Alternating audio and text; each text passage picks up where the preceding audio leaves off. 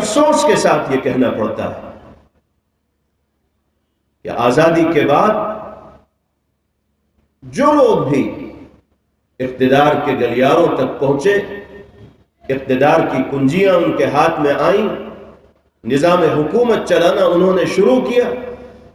تو جس طرح ملک کے آئین و دستور کی پاسداری کرنی چاہیے تھی، لحاظ رکھنا چاہیے تھا، ارباب اقتدار نے مکمل طور پر اس جمہوری آئین و دستور کی پاسداری کا لحاظ نہیں رکھا۔ جو برابری ہونی چاہیے تھی وہ برابری بہت سی جگہوں میں دیکھنے کو نہیں ملی۔ جس آزادی کے ساتھ زندگی گزارنے کا ملک کے باشندوں کو موقع ملنا چاہیے تھا، بعض مواقع پر اس آزادی سے بھی محروم یہاں کے کچھ لوگ دکھائی دیتے ہیں۔ اگر اس طرح کی چیزیں ملک کے اندر رونما ہوں گی تو اس کا صاف مطلب یہ ہوگا کہ ملک کے جمہوری آئین اور دستور کے ساتھ کھلواڑ کیا جا رہا ہے۔ جمہوریت کا مطلب تو یہ ہے کہ یہاں مسجدوں کے میناروں سے اذان کی آوازیں بھی بلند ہوں گی، مندروں سے گھنٹیوں کی آوازیں بھی سنی جائیں گی، گردواروں میں پاٹ بھی پڑھا جائے گا، چرچوں کے اندر عبادت بھی کی جائے گی، اور جتنے بھی مذاہب سے تعلق رکھنے والے لوگ ہیں ان کو آزادی کے ساتھ اپنے مذہبی شعائر پر عمل کرنے کا موقع ملے گا۔ اگر کسی مذہب سے متعلق لوگوں کو اپنے مذہبی شعائر پر عمل کرنے سے روکا جا رہا ہے، طاقت کے بل پر روکا جا رہا ہے، بیجا قانون کے بل پر روکا جا رہا ہے، تو اس کا صاف مطلب یہ ہے کہ اس آئین اور دستور کا پاس و لحاظ نہیں رکھا جا رہا ہے جو لاکھوں بزرگوں کی قربانیوں کے نتیجے میں اور بہت سے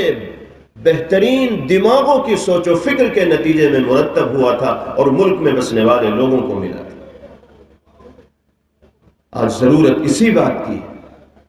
کہ نظام حکومت کو اسی آئین اور دستور کے مطابق چلایا جائے جو آئین اور دستور ہمارے بزرگوں کا ورثہ ہے، ہمارے بزرگوں کی امانت ہے۔ میں بڑی صفائی کے ساتھ کہنا چاہتا ہوں، جو لوگ حکومت کے نظام کو چلانے کے لیے آتے ہیں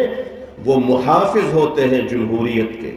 وہ محافظ ہوتے ہیں آئین کے، وہ محافظ ہوتے ہیں دستور کے۔ ان کو جمہوریت کی حفاظت کا فریضہ انجام دینا چاہیے، آئین اور دستور کی حفاظت کا فریضہ انجام دینا چاہیے۔ اگر محافظ آئین اور دستور کے اندر دخل اندازی کرنے لگے گا تو پھر جمہوریت باقی نہیں رہ جائے گی، پھر تو یہ شہنشاہیت آ جائے گی، شخصیت کا حکم چلنے لگے گا اور جو چیز مقصود تھی وہ ہاتھ سے نکلتی چلی جائے گی۔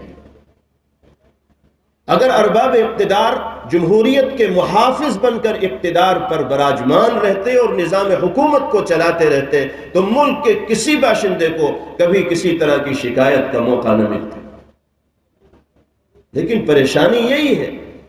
کہ جس کے پاس اقتدار آتا ہے وہ اپنے کو محافظ نہیں سمجھتا بلکہ مالک سمجھ بیٹھتا ہے۔